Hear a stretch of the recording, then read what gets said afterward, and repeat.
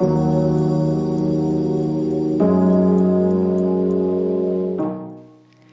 everybody, it's BIOHAZARDIA, and today I'm going to be doing a very long requested tutorial on dragon face angles. Specifically for this tutorial, I'm going to look at the 3/4 face angle, and then in another tutorial, I'm going to look at the front on face tutorial, just so that this one doesn't get too long. So in general, most people draw dragons from their side, and this is because, frankly, it's just way easier.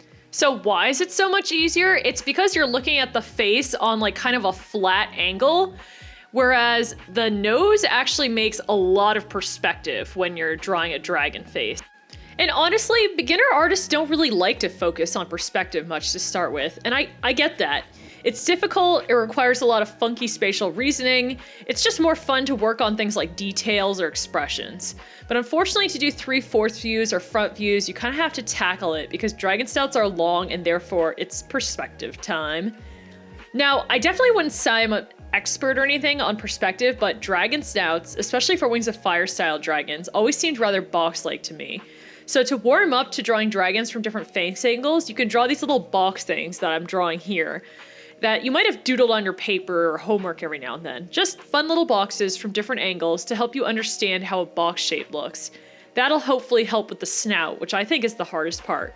And then once you get bored of doing that, we can get started.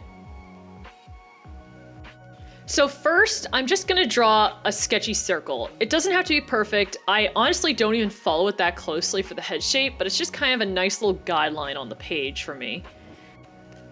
Second, now that box comes in that I just practiced drawing for a couple minutes. First, I'll draw a line. I've drawn it in green here so that it's easier to see. That'll be about the bridge of the nose in between the eyes. And that's sort of the area where I expect the box snout to connect to the face. Then I extend it into a full box to make the snout shape.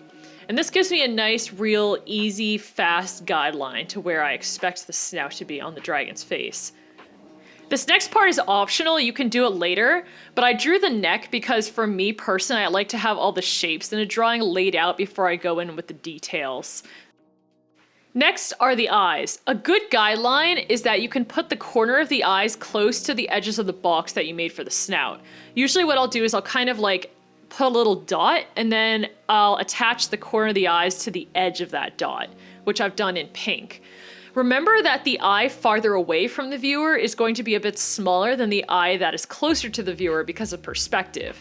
Things farther away from the viewer are going to be smaller. Now for this dragon, I've wanted them to have larger eye ridges because I think that really helps sort of show the, I guess, 3D-ness of the eye ridges like jutting out over the eye. But it's up to you whether you want their face to be more smooth and rounded. And in fact, for a dragon that's more like a Night Fury, for example, you probably don't want to have this shape at all. You'd want to make the rectangle snout longer and wider as opposed to narrow and with really intense eye ridges as I've done here.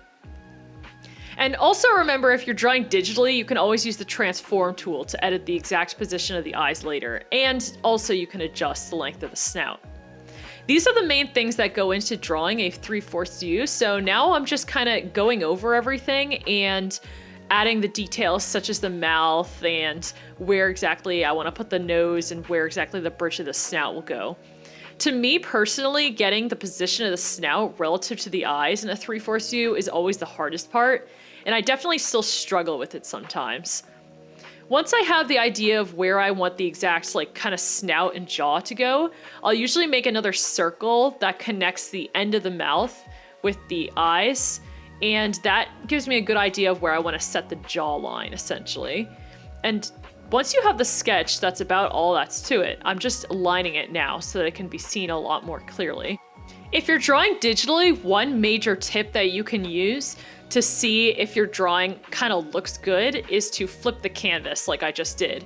If you horizontally flip the canvas, it helps catch a lot of the issues that you might have not noticed while you were trying to like pour over the drawing. It just really helps to get a different perspective.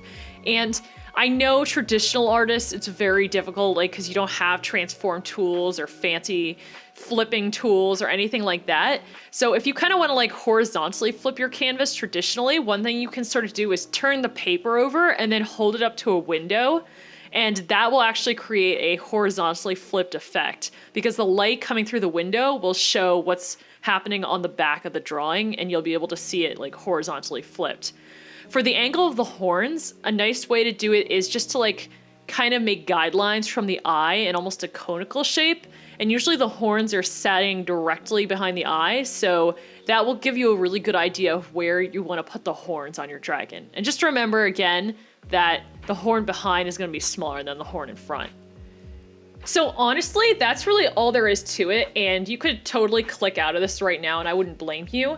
But I'm just gonna go through it again a couple more times for people who want, I guess, like reinforcement, and also to show how it can be used with a dragon with an open mouth as well. So once again, I make the circle. You can also make a line sort of for where you want the tip of the snout base to be, like the bridge of the nose if you want as a guideline. Then I draw that box where I want the snout to be, and it's literally just one of those boxes that you can doodle on the side of your paper. I attach the eyes, as you saw, to the edges of the snout, and then instead of making one snout for an open mouth dragon, I kind of just popped a second snout on there, just a lot thinner and at a different angle, basically. So that's why it does help to draw those boxes in a lot of different angles, so you can also draw your dragon jaws in different angles. And then once that's there, again, I'm just going over that sketch of my shapes and turning it into something that's more dragon-like. So, for example, curving the tip of the snout so that it's more like a beak, since dragons kind of have like a beaky-ish end to their snout, and then filling in the bottom jaw with teeth and other fun details. So, like, it's literally just two boxes kind of just hinged where the circle connects. And then I can use the same trick as I talked about before to figure out exactly where I want to put the horns. Those horns are a little big, so I'll shorten them a little bit. And there we go, it's another 3/4 dragon image.